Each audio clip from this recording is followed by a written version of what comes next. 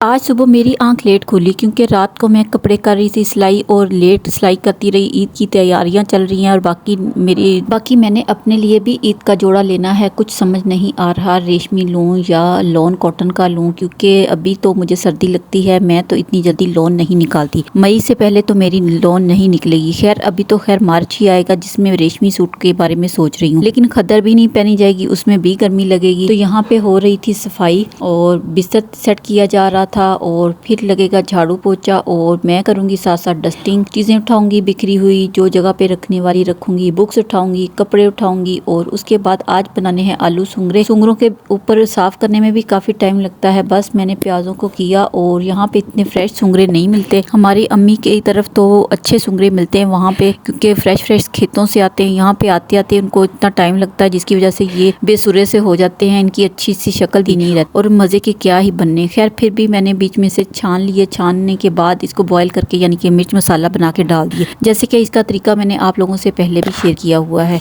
उसके बाद मैंने करना था एक और काम आज बड़ा, वो था किचन का हुड जो ऊपर लगा होता है ना ऊपर चूल्हे के, उसको साफ करना था। ये सारा खुला, इतना इसके अंदर चिकनाई थी बेशुमार। ऐसे लग रहा था जैसे कैन पूरी यहाँ से भर लेंगे। इस जगह पे ऑयल ये खींचने वाली मोटरें लगी हुई, ये खींच के बाफ बना के बाहर ग्रीस फेंकती है। इतनी चिपचिप और इतनी ग्रीस वाला ये था। और इसको मैंने कीवी से साफ किया और कास्टिक सोडे से भी अच्छा साफ हो जाता है। बस फिर किचन में वाइपर लगाया कि सफाई करने के दौरान पानी गिर गया था नीचे और किचन की सफाई की। आजकल ना मैं घर की सफाइयाँ बहुत ज्यादा कर रही हूँ। उसकी एक वजह यह है, एक तो सर्दियाँ जब जाती हैं तो तभी सफाइयाँ करनी पड़ती। दूसरी वजह यह है कि आगे आ रहा है रमजान, उसकी वजह से मैं चाह रही हूँ कि रमजान में अगर अभी से सफाई अच्छे से कर ली जाए, डीप क्लीनिंग कर ली जाए ना हर जगह की, तो रमजान में फायदा ये होगा सफाई ना करूँ, किचन में जो टाइम दूँ बाकी टाइम बंदा इबादत को देता है। सफाइयाँ तो बहुत ज्यादा डीप हो रही थी। जहाँ पे पंखों के स्विच लगे होते हैं या लाइट्स के स्विच बोर्ड होते हैं वो साफ किए, वो हल्के हल्के मैले हो गए थे। इसके अलावा कैबिनेट थे वो मैले थे, उनको साफ किया। यहाँ पे मैं बना रही थी मायन्यूज। मैंने कहा इस दफा ना घर पे बनाती हूँ। सर्दियों को मैं घर पे मायन्यूज इसलिए बनाती हूँ कि दूध भी ठंडा होता है और टेम्परेचर भी पाकिस्तान का ठंडा होता है।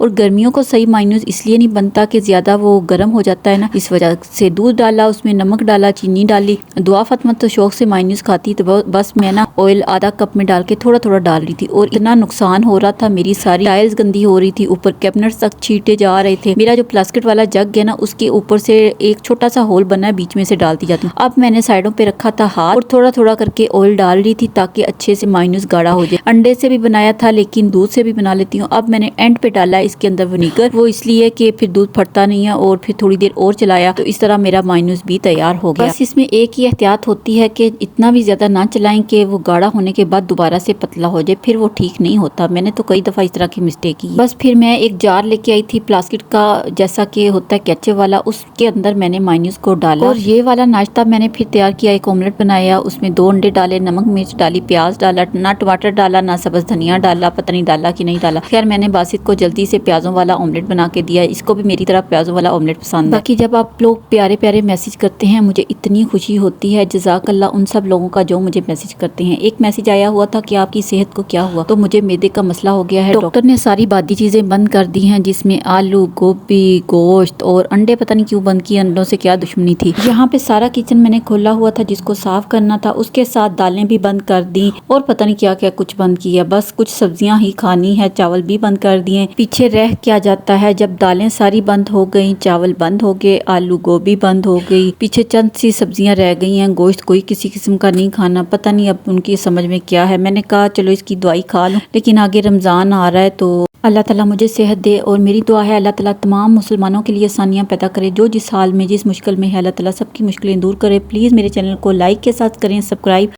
और मेरी वीडियो को शेयर करें अपने दोस्तों के साथ। आपको मेरी वीडियो कैसी लगी और इजाज़त दें, अल्लाह हाफिज़।